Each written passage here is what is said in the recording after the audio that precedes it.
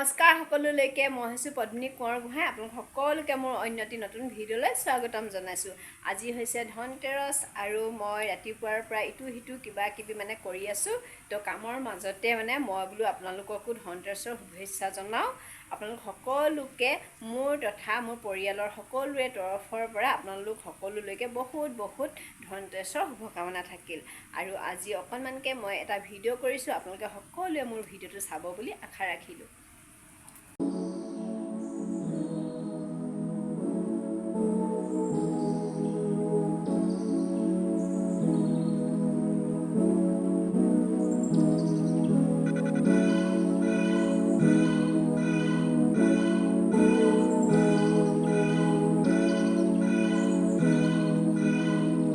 ধনকুবেৰ মূৰ্তি এইটো মোৰ বেছিয়ে ভাল লাগিছিল।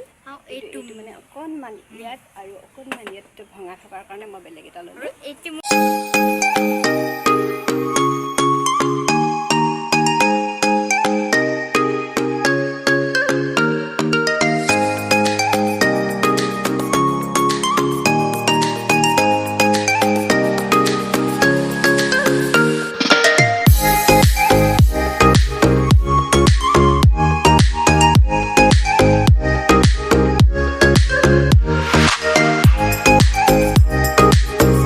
আজিৰ দিনটোত ঘৰ মচা পানীত নিমখ দি ঘৰ মচিলে ঘৰৰ সকলোবোৰ নিগেটিভিটি দূৰ হয়। সেয়েহে মই নিমখ পানীৰে ঘৰ মুচিছোঁ আৰু শেষত গংগাজলো ছটিয়াই দিছোঁ।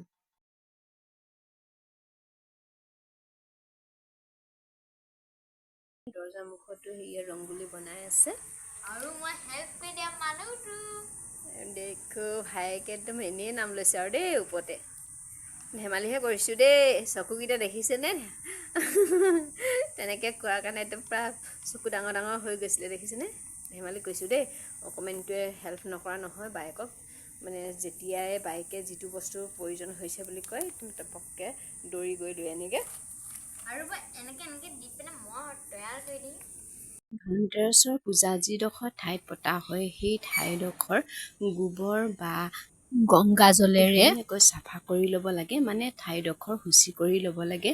তাৰপিছত অকণমান ওখ হোৱাকৈ টুল বা ডাঙৰ পীৰা বা তক্তা তেনেকৈ কিবা এখন আসন লৈ ল'ব লাগে। তাৰপিছত আগতে পূজা কৰা ফটো বা মূৰ্তি আছিল সেই সকলোবোৰ ধুনীয়াকৈ সজাই ল'ব লাগে। তাৰপিছত আজিৰ দিনটোত ধনতেৰছৰ দিনটোতে আৰু যিবোৰ মই বজাৰ সমাৰ কৰিছিলোঁ এই আটাইবোৰ ধুনীয়াকৈ তাতে সজাই পৰাই উলিয়াই দিলোঁ।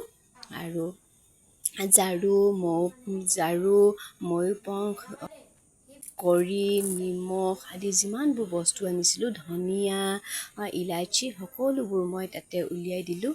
আৰু তাৰপিছত এতিয়া মই ধুনীয়াকৈ প্ৰথমে মই গণেশ মূৰ্তিত ফুট দি মালা পিন্ধালোঁ আৰু তাতে দুবৰি বন অৰ্পণ কৰিলোঁ, কাৰণ দুবৰি বন গণেশৰ খুবেই প্ৰিয়। গতিকে আপোনালোকে পূজা কৰিলে গণেশক কেতিয়াও দুবৰি বনটো দিবলৈ নাপাহৰিব। দুবৰি বন 21ডাল বা 11ডাল তেনেকৈ দিব লাগে। মই 21ডাল দিছোঁ। তাৰপিছত মই চাকি গছ জ্বলাই আৰতি কৰিলোঁ।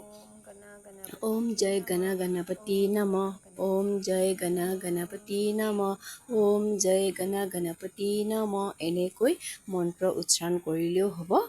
তাৰপিছত মই ধুনীয়াকৈ এনেকৈ সকলোতে মই ফুট দিলোঁ আৰু মালা পিন্ধালোঁ।